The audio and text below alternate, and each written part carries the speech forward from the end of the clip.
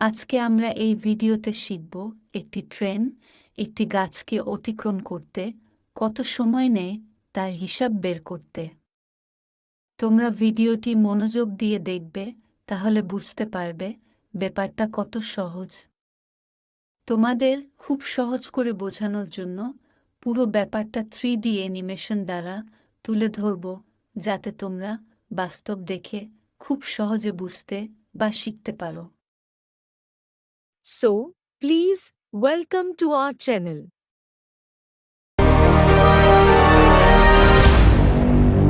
Easy to learn.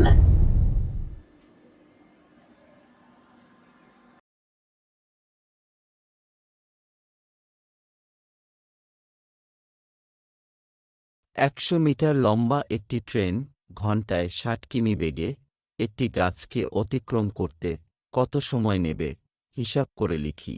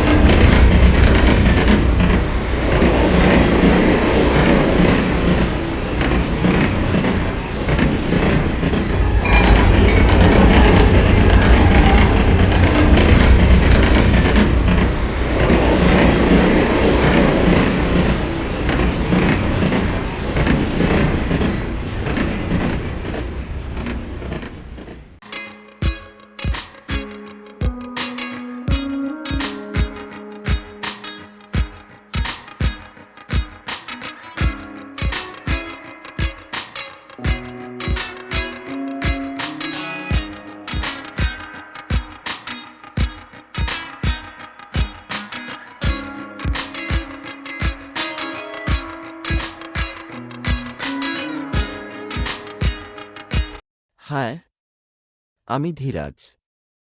এতক্ষণ আমরা যে ট্রেনটিকে একটি গাছকে অতিক্রম করতে দেখলাম, এখন তার অতিক্রম করতে কত সময় নিল সেটার হিসাব বের করব। তাহলে চলো দেখা যাক।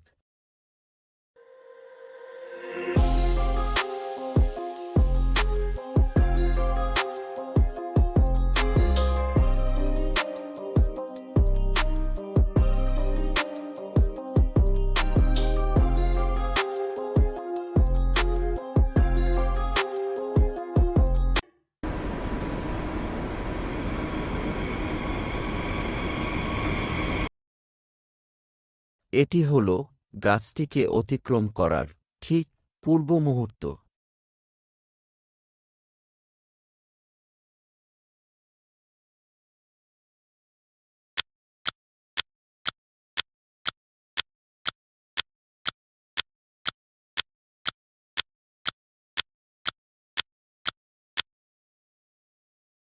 এবার গাছটি অতিক্রম হল, আর এটি হল গাছটিকে অতিক্রম করার ঠিক পর মুহূর্ত। ট্রেনটির আগের পজিশন থেকে এই পজিশনে আসতে যে সময় নিল সেটাই আমাদের অঙ্ক কষে বের করতে হবে।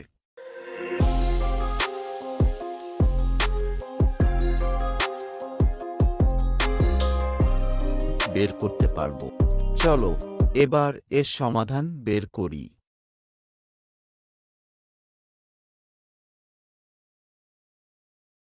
আমরা জানি ট্রেনটির দৈর্ঘ্য ১০০ মিটার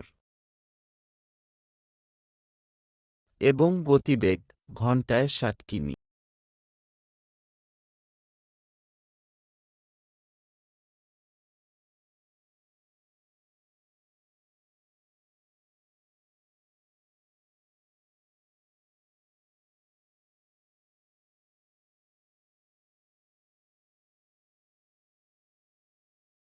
দেখো, ট্রেনটির এখান থেকে অতিক্রান্ত যাত্রা শুরু।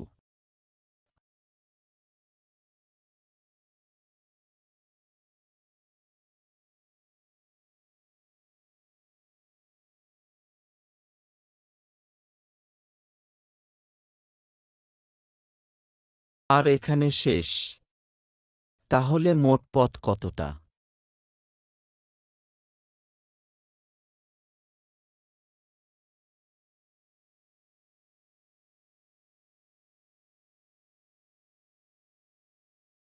একটু খেয়াল করে দেখো, ট্রেনটির অতিক্রান্ত পথ আর ট্রেনের দৈর্ঘ্য সমান, অর্থাৎ ১০০ মিটার। যেহেতু ট্রেনের দৈর্ঘ্য ১০০ মিটার,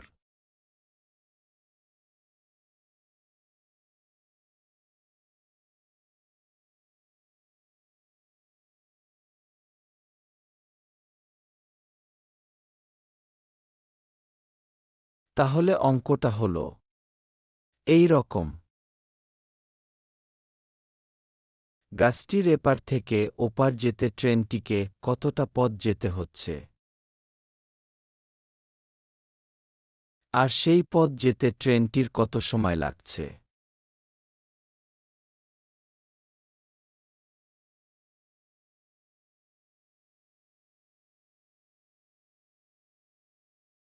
দেখো, এটা হলো গাছটিকে অতিক্রম করার অতিক্রান্ত দূরত্ব। আর সেটা কতটা? সেটা ট্রেনের দৈর্ঘ্যের সমান, ১০০ মিটার। তাহলে ১০০ মিটার যেতে ট্রেনটির কত সময় নেবে সেটা বের করলেই আমরা পেয়ে যাব গাছটি অতিক্রম করতে ট্রেনটির কত সময় লাগবে।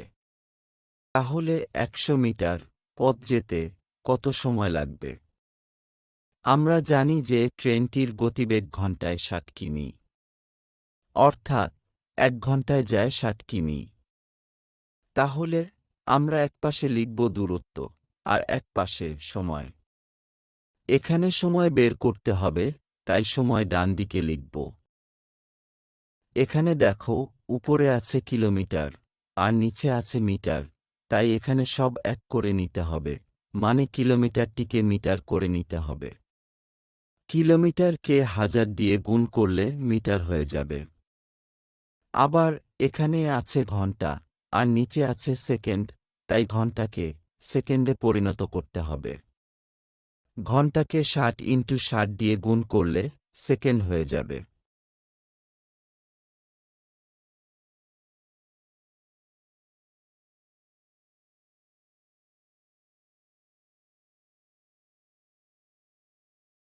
তাহলে ৬০,০০০ মিটার যায় ৩৬০০ সেকেন্ডে।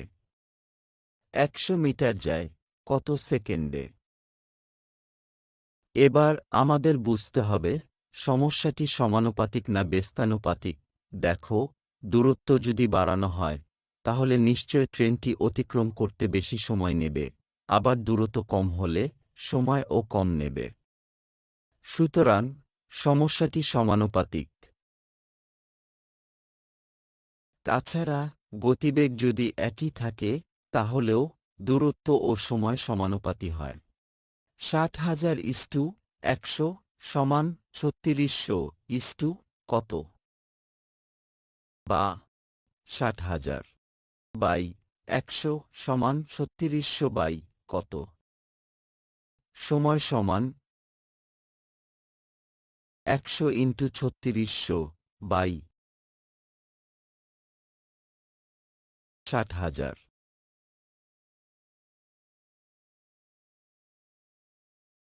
বজ্রগুণন করে পাই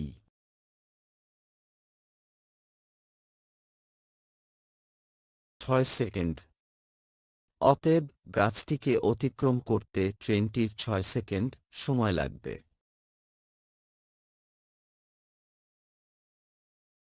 আশা করি তোমরা বুঝতে পেরেছ। এরকম ভিডিও পেতে অবশ্যই চ্যানেলটিকে সাবস্ক্রাইব করে নিবে। ধন্যবাদ।